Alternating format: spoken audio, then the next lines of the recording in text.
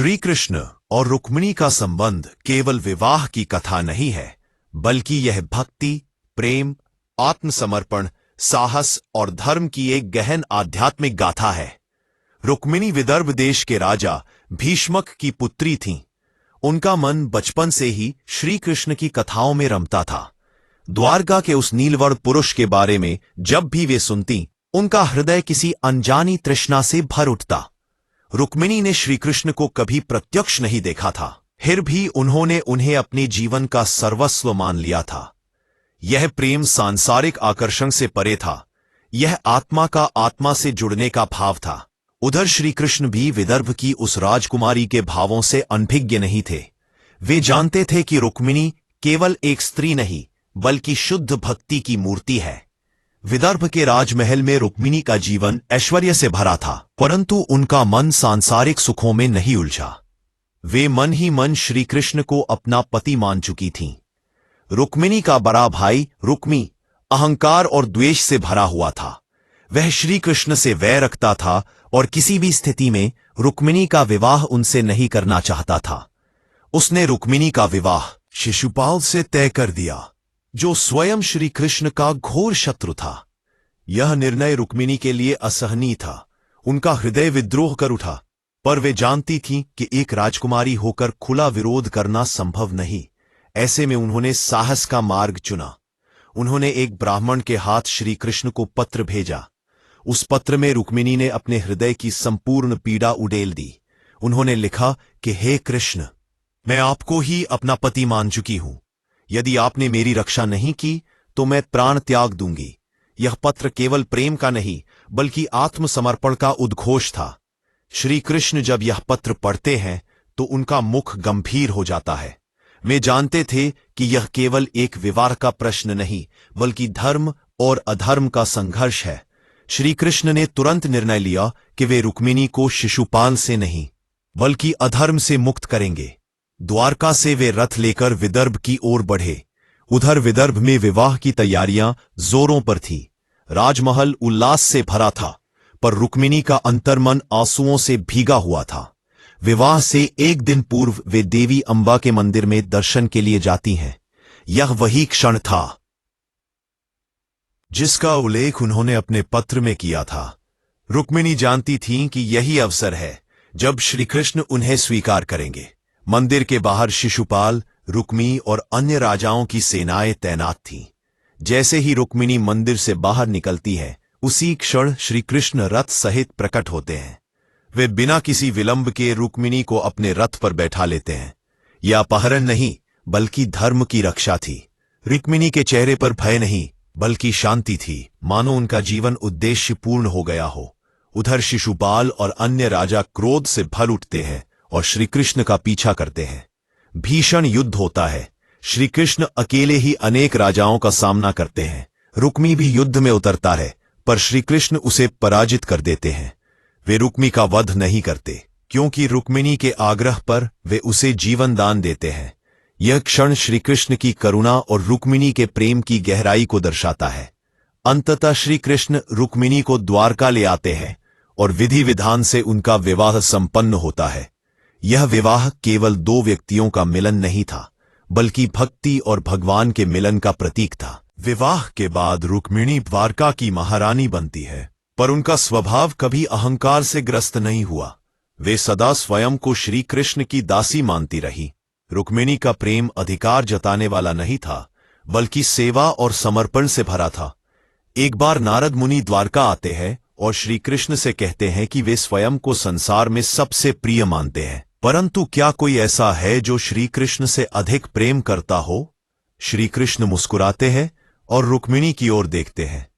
नारद मुनि रुक्मिणी की परीक्षा लेने का विचार करते हैं।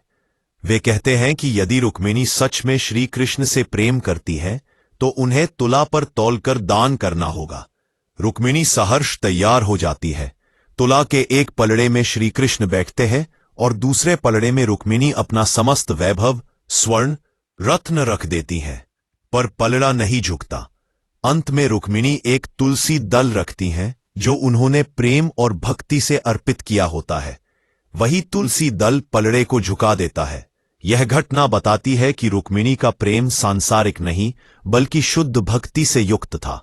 श्री कृष्ण और रुक्मिणी का दाम्पत्य जीवन आदर्श था।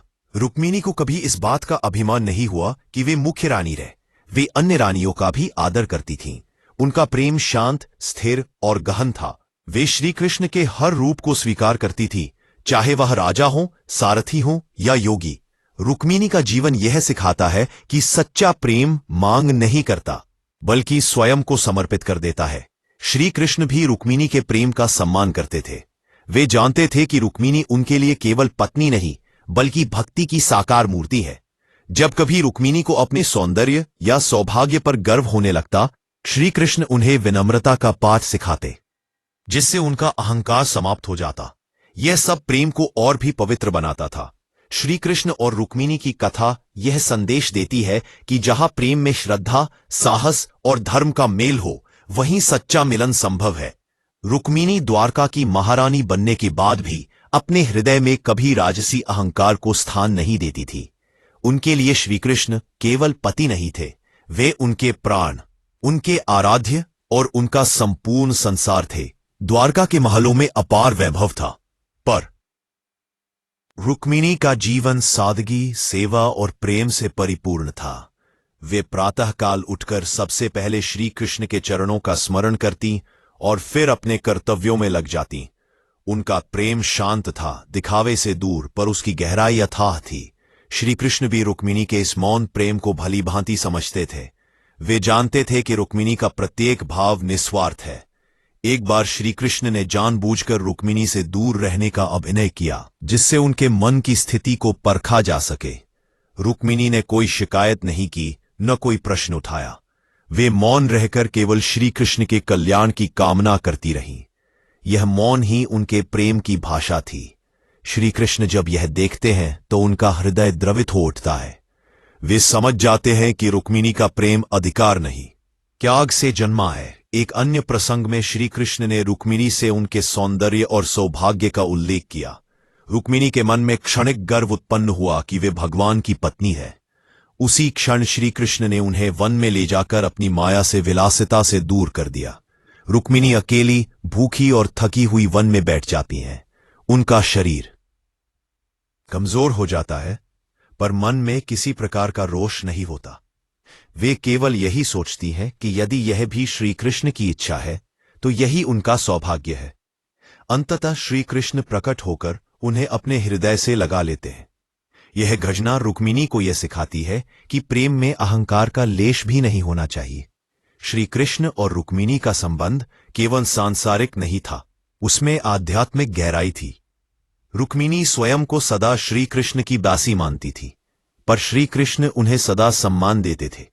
वे उनके विचारों को महत्व देते, उनकी भावनाओं की रक्षा करते। जब भी द्वारका में कोई संकट आता, रुक्मिणी शांत चित्त से श्री कृष्ण के साथ खड़ी रहती। वे जानती थीं कि भय से नहीं, विश्वास से ही धर्म की रक्षा होती है।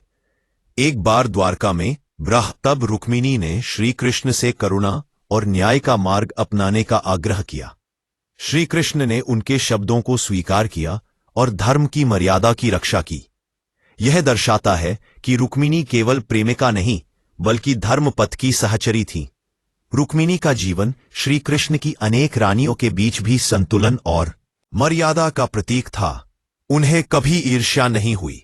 वे जानती थीं कि श्री कृष्ण का स्वरूप व्यापक है, उनका प्रेम सीमित नहीं किया जा सकता।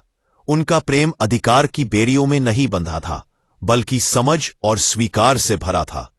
यही कारण था कि श्री कृष्ण भी रुक्मिणी को विशेष स्थान देते थे। जब भी उन्हें धर्म और प्रेम के बीच संतुलन की आवश्यकता होती, वे रुक्मिणी की ओर देखते। रुक्मिणी का प्रेम मौन था, पर उसका प्रभाव गहरा था।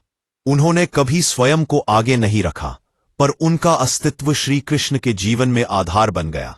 श्री कृष्ण और रुक्मिणी की कथा यह सिखाती है कि प्रेम का वास्तविक रूप अधिकार, प्रदर्शन या अपेक्षा नहीं है, बल्कि आत्मसमर्पण, विश्वास और धर्म के साथ चलने का साहस है।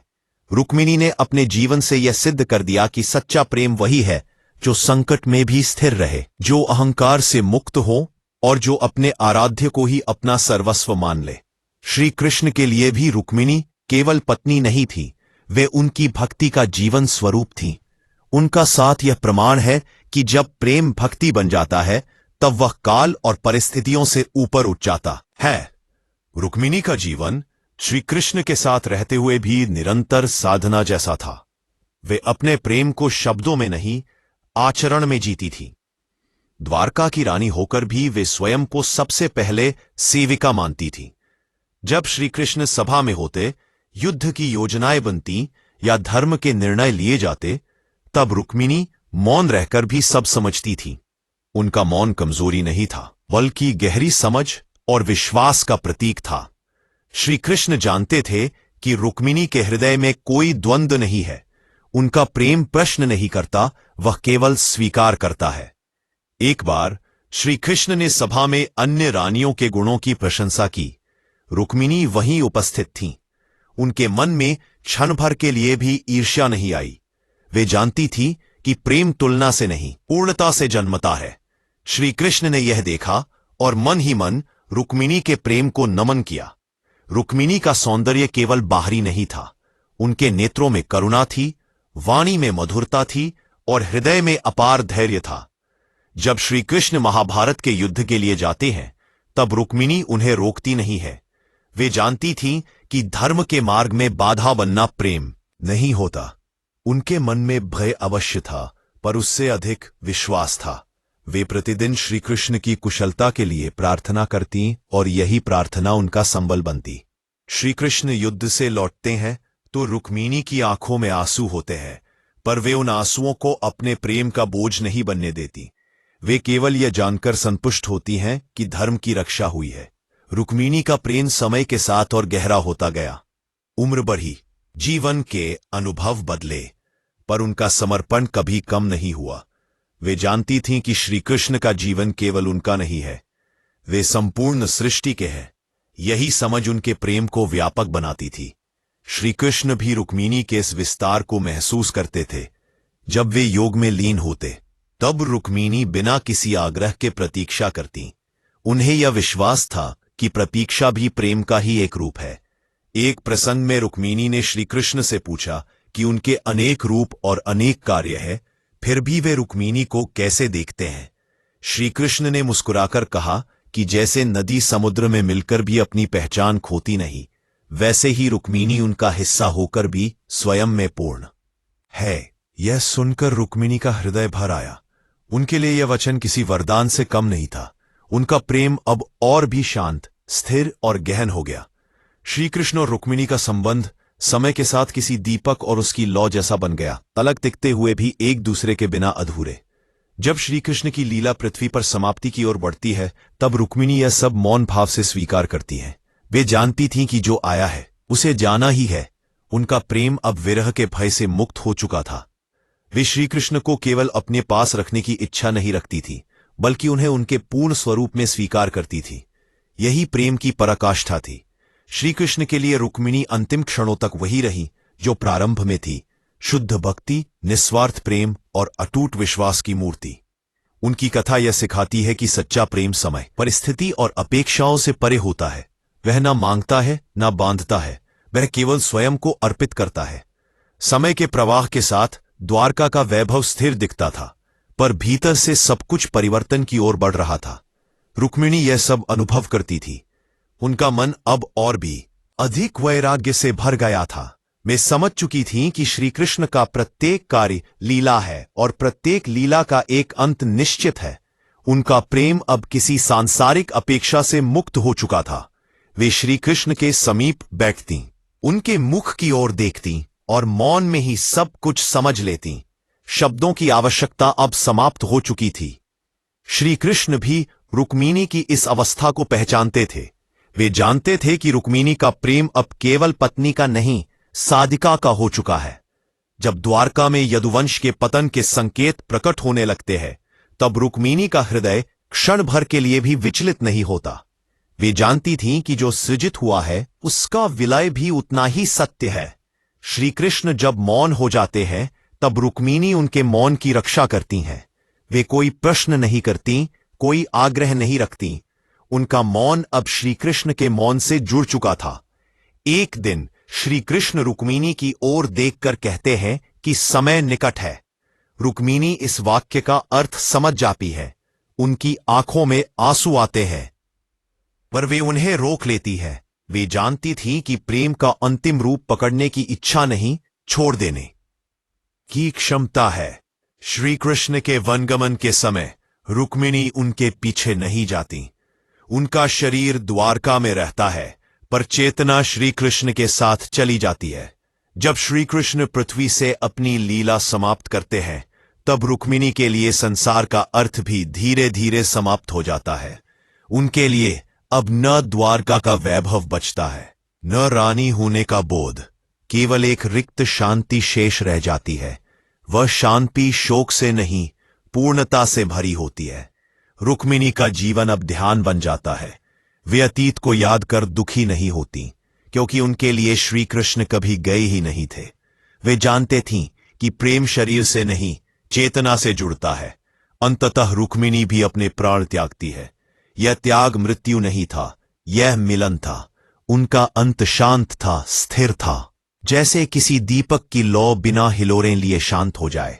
श्री कृष्ण और रुक्मिणी की कथा यह समाप्त नहीं होती, बल्कि यही पूर्ण होती है। यह कथा सिखाती है कि प्रेम पाने का नाम नहीं, प्रेम बनने का नाम है। रुक्मिणी ने प्रेम को जिया, समझा और अंत में उसी में विलीन हो गई। श्री कृष्ण के लिए रुक्मिणी केवल एक पत्नी नहीं थी, वे उस भक्ति का स्वरूप थी जो बिना शर्त समर्पित होती है। यह प्रेम आज भी जीवित है, क्योंकि यह कथा नहीं, अनुभूति है। यह याद दिलाता है कि जब प्रेम अहंकार से मुक्त हो जाता है, तब वह ईश्वर के समान शुद्ध हो जाता है। यह वीडियो आपको पसंद आया हो तो लाइक जरूर करें। इसे ज्यादा से ज्यादा लोगों अगर तक पहुंचाने के लिए शेयर करें। हमारे चैनल को सब्सक्राइब करें और बेल आइकॉन दबाएं। आपका एक लाइक, एक शेयर और एक सब्सक्राइब हमें और बेहतर कंटेंट बनाने की प्रेरणा देता है। धन्यवाद। प्रेम।